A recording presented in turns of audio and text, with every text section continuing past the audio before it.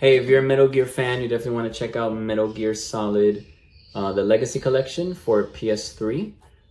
This is my copy. It's great. I'm a huge Metal Gear fan, so I had to get this one.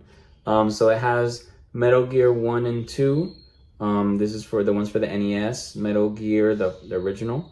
Metal Gear VR missions. They have, and these are all the HD versions of these, of the first 4 Metal Gear games. Well, the first 3. The 4th one was HD.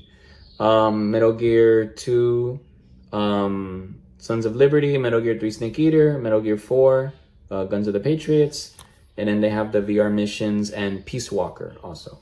So they have that one. If you haven't played Peace Walker, I hadn't played it until this one. It's pretty cool. Very different game. Well, a little bit of different. It feels like Metal Gear 3, but a little different. So definitely one you want to check out. It comes with 2 CDs. So it comes with the manual, so which is right here. And then it also comes with this CD, has basically every game except for Metal Gear 4, which is right here.